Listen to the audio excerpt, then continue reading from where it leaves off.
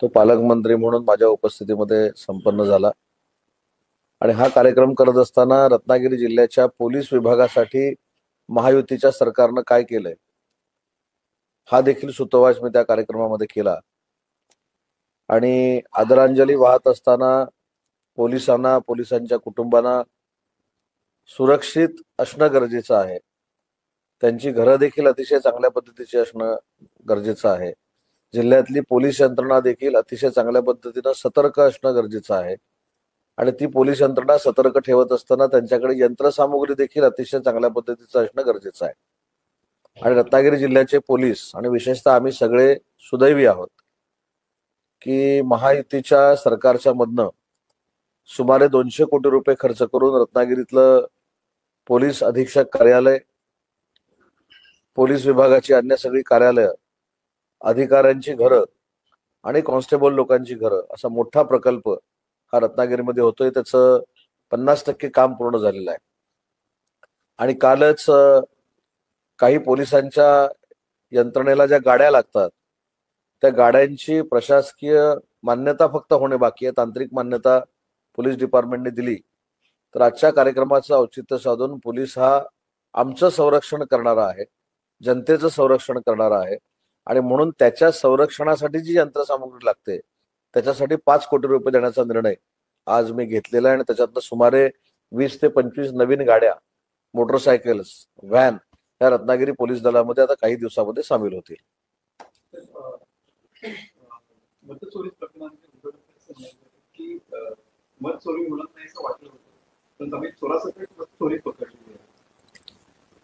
मी तुमचं एक लक्ष एका मुलाखतीकडे मुद्दाम वेधतो. तुमच्याच अनेक चॅनलमधनं माजी मंत्री बाळासाहेब थोरातांची एक मुलाखत प्रसिद्ध झालेली होती आणि त्यांची मुलाखत प्रसिद्ध झाल्यानंतर त्याच्यामध्ये त्यांना एक प्रश्न विचारलेला होता की दुर्दैवाने त्यांचा जो पराभव झाला तो कशामुळे झाला, वोट चोरीमुळे झाला का किंवा त्याच्यामध्ये बोगस मतदान होतं म्हणून झाला का. तर त्यांनी स्पष्ट असं सांगितलेलं आहे की झालेला पराभव हा स्वीकारला पाहिजे. काही सामाजिक आणि सार्वजनिक काही अडचणी असल्यामुळे माझा पराभव झाला. त्याच्यामुळं मी स्वतः ह्या मतदार यादीवर लक्ष ठेवून असतो. मतदार यादीतली नावं कुठेही गहाळ झाली नाही असं त्यांनी स्वतः काँग्रेसच्या नेत्यांनी स्वतःच्या मुलाखतीमध्ये सांगितलेलं आहे. त्याच्यावरनं सिद्ध झालेलं आहे हा फक्त निवडणुकीसाठी केलेलं हे नाटक आहे, नौटंकी आहे. स्वतः बाळासाहेब थोरात परवा पत्रकार परिषदेला बसलेले असताना एक शब्द देखील बोलले नाहीत आणि थोरात साहेबांनी सांगितलं की याच्यामध्ये काही तथ्य नाही. त्याचं आहे ना, तुमच्या चॅनलवरच आहे, सगळ्यांच्या चॅनलवरच आहे. त्याच्यामुळे मला असं वाटतं की याचं उत्तर तुम्हीच सगळी मंडळी ती मुलाखत दाखवून देऊ शकता. आम्हाला उत्तर द्यायची आवश्यकताच नाही.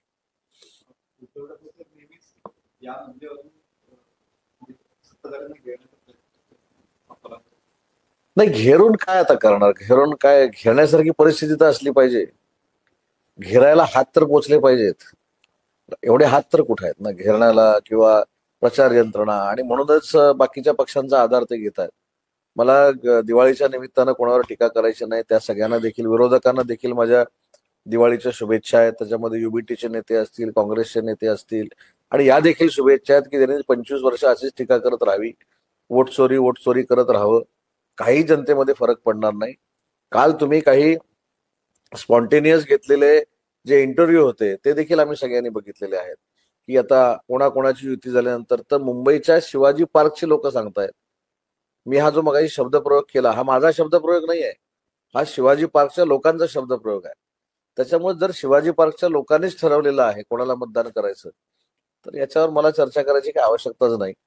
आणि दुसरी महत्वाची गोष्ट आहे की तुम्ही बघा की 1 वर्ष निवडणुकीला झालं, वोट चोरी आता 1 वर्षानंतर काढली.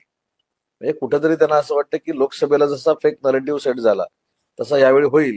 पण महाराष्ट्रातल्या जनतेनं विधानसभेला दाखवून दिलेलं आहे. आता देशातली जनता बिहारमध्ये देखील दाखवेल काय होईल ते. त्याच्यामुळे या सगळ्या गोष्टीकडे आपण दुर्लक्ष केलेलं बरं.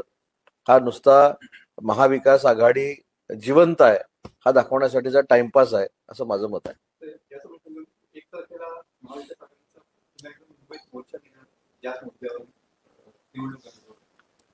मी सांगितलं ना, आता निवडणुका आल्या म्हणून हे सगळं आहे. 1 वर्ष का केलं नाही. बरं, दुसरी ह्याच्यामध्ये मी अनेक वेळा असं सांगितलंय की वोट चोरी ईव्हीएमच्या बाबतीमध्ये बोललं जातं. तर महाविकास आघाडीचे जे विरोधी पक्ष नेते आहेत त्यांनी राजीनामा द्यावा.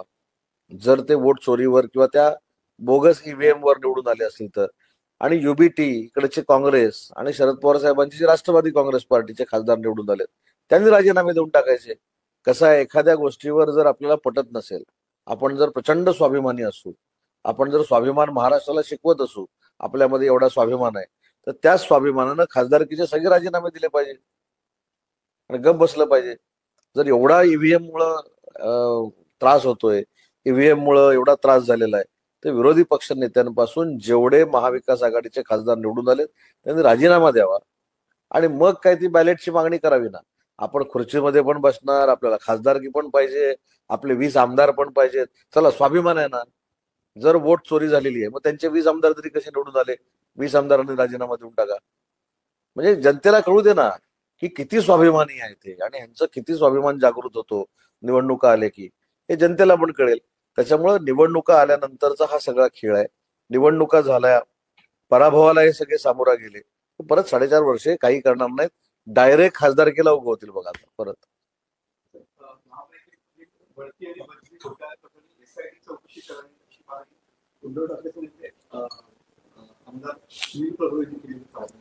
त्याच्याबरोबर मिठी नदीचा गाळ काढण्याची पण चौकशी व्हावी, सीआयडी चौकशी व्हावी असं माझं मत आहे.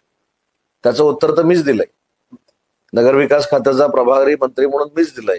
त्याच्यामुळे 1992 सालामध्ये मिठी नदीमध्ये किती गाळ होता, आता किती गाळ आहे, किती गाड्या बोगस लावल्या गेल्या, किती गाळ कुठं टाकला गेला, हे सगळं मला माहिती आहे. जी काय एसआयटीची किंवा याची, तर माझं तर त्याच्या पुढचं जाऊन म्हणणं आहे, मिठी नदीच्या गाळाच्या संदर्भामध्ये लोकांच्या जीवाला धोका निर्माण होईल अशा पद्धतीचं काम ज्या लोकांनी केलेलं आहे सत्तेमध्ये असताना, मुंबईकरांना ज्या लोकांनी फसवलेलं आहे, मिठी नदीच्या गाळात ज्यांनी पैसे खाल्ले, त्याची सीआयडी चौकशी व्हावी असं माझं म्हणणं आहे.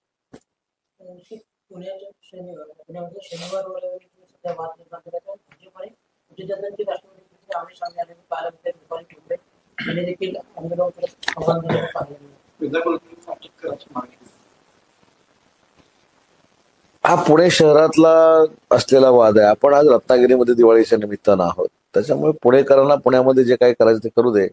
रत्नागिरीकरांनी आपण रत्नागिरीमध्ये काय करायचं ते बघू. आता कुणी कुठं नमाज पडला की नाही पडला, किती लोकांनी पडला, 1000 लोकांनी पडला की 2 लोकांनी पडला की 10 लोकांनी पडला, हे कोणालाच माहिती नाही. त्याच्यामुळं मेधाताईंचं काय म्हणणं आहे ते सीएम डीसीएम दोन्ही ऐकून घेतील. त्याच्यानंतर रुपालीताईंचं काय म्हणणं आहे ते तिघे ऐकून घेतील. त्यामुळे एवढ्या मोठ्या विषयामध्ये आपण रत्नागिरीतल्या माझ्यासारख्या सर्वसामान्य कार्यकर्त्यांना पडलेलं बरं.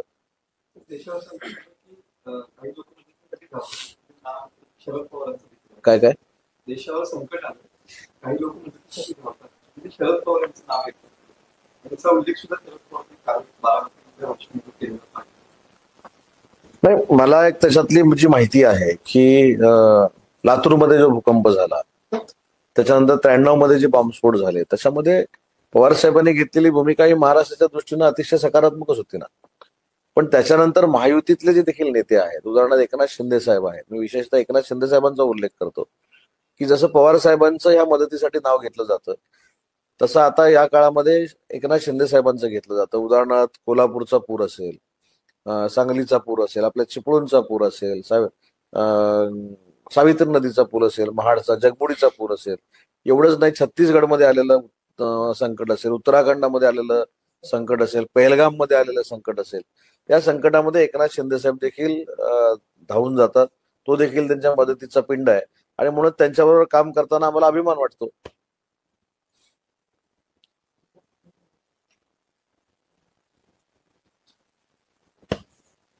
संस्थांच्या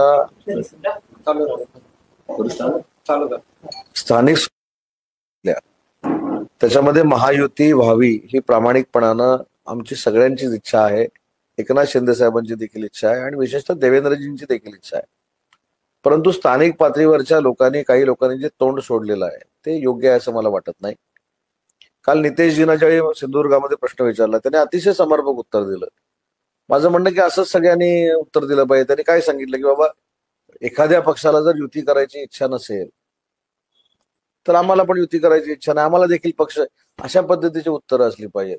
काही लोक म्हणतात की आम्ही इकडे फिरायला देणार नाही, काही म्हणतात तिकडे फिरायला देणार नाही, आम्ही आता नव्यानं आलोय म्हणून चिपळूणमध्ये घुसायला देणार नाही, असं असतं का? आता काही लोकांची हयात 7-8 वर्ष राजकारणातली राजकीय हयात म्हणतो, तसं माझं मी 27व्या वर्षी आमदार झालो. मी जिल्हा रत्नागिरी जिल्हा कोळून प्यालोय. त्याच्यामुळे म्हणून मला नाही इलाजानं चिपळूणमध्ये सांगावं लागलं की देवेंद्रजींचा आम्ही आदर करतो. देवेंद्रजींना मुख्यमंत्री म्हणून, महायुतीतले आम्ही मंत्री म्हणून कुठेही त्रास होऊ नये याची आम्ही दक्षता घेतो. स्वतः मी एकनाथ शिंदे साहेबांच्या नेतृत्वाखाली काम करतो. त्याच्यामुळे माझ्या एखाद्या स्टेटमेंटमुळं किंवा माझ्या एखाद्या वागण्यामुळं संघटनेतल्या एकनाथ शिंदे साहेबांना त्रास होऊ नये ही मी दक्षता घेतो. परंतु शांत आहोत त्याचा अर्थ हतबल देखील नाही आहोत ना. त्याच्यामुळे मला नाईलाजानं सांगावं लागलं की कोणाला अशी खरोखरच जर रत्नागिरी जिल्ह्यामध्ये खुमखुमी असेल तर आम्ही धनुष्यबाण चालून दाखवतो. तो आम्ही चालून दाखवला. त्याच्यामुळे महायुतीनंच लढायचं आहे हे आजही पालकमंत्री म्हणून माझं मत आहे.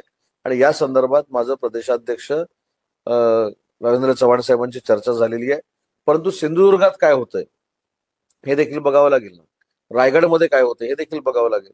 शेवटी सिंधुदुर्गच्या ज्या युतीच्या संदर्भातल्या काही गोष्टी असतील, महायुती होण्याच्या संदर्भातल्या गोष्टी असतील, त्याच्यावर देखील रत्नागिरीच्या युतीचं अवलंबून आहे. जर सिंधुदुर्गामध्ये आमच्या कार्यकर्त्यांना विश्वासात घेतलं गेलं, तिथे चांगल्या पद्धतीचा मान सन्मान दिला गेला, तर तसंच्या तसं मॉडेल आम्ही रत्नागिरीमध्ये राबवणार आहोत. त्याच्यामुळे सिंधुदुर्गच्या युतीवर देखील रत्नागिरीवाल्यांचं लक्ष आहे आणि महायुतीनंच लढायचं आहे. म्हणून मी परवा बोललो, मी कोणाला दुखवण्याचा हेतू नव्हता. पण मी जे ऐकतोय ज्या पद्धतीनं काही मंडळी तालुका स्तरावरची, जिल्हा स्तरावरची ही अग्रेसिव्हली बोलतात, त्यांना मनं दुखवली जातं, त्याची दक्षता सगळ्यांनी घेतली पाहिजे. आता युबीटीच्या काही लोकांनी मध्ये पत्रकार परिषद घेतली, जे 4 वेळा माझ्या समोर उभे होते. जसं मुघलांच्या काळामध्ये संताजी धनाजी दिसायचे कुठेही गेल्यानंतर, सकाळी गेल्यानंतर सुद्धा नदीवर किंवा काय, तसं ह्या लोकांना मी दिसतो. एखादी टीका करावी, त्याने विचारलं की एकनाथ शिंदे साहेबांना का लागतात. आता युबीटी मध्ये असताना मग तुम्हाला रवींद्र चव्हाणांचे पीए अनिकेत पटवर्धन का लागतात? त्यांच्या मार्फत भाजपामध्ये प्रवेश करण्याच्या गोष्टी का करता? काही लोक भाजपातली माझ्याकडे पाठवता की मी भाजपामध्ये येतोय, मला घ्यायला सांगा म्हणून. हे कशासाठी? त्याच्यामुळे राजकारणात तुम्ही युबीटी मध्ये काम करताय, तुम्ही उद्धवजींचं नेतृत्व स्वीकारलंय, तुम्ही त्यांचं काम करा ना. इकडे खड्डे पडले, तिकडे खड्डे पडले, मी सक्षम आहे. हे सगळं करून तुम्ही 4 वेळा माझ्या विरोधात उभे राहिलेले होते आणि रत्नागिरीकरांनी तुम्ही काय आहेत आणि उदय सामंत काय आहे दाखवून दिलेलं आहे. त्याच्यामुळं मी एकनाथ शिंदे साहेबांचं नेतृत्व मानतो आणि देशातला भारतरत्नांच्या शिल्पाचा अनावरण सोहळा हा देशातला प्रथम होता, म्हणून एकनाथ शिंदे साहेब आले होते. त्याच्याबद्दल मला अभिमान आहे.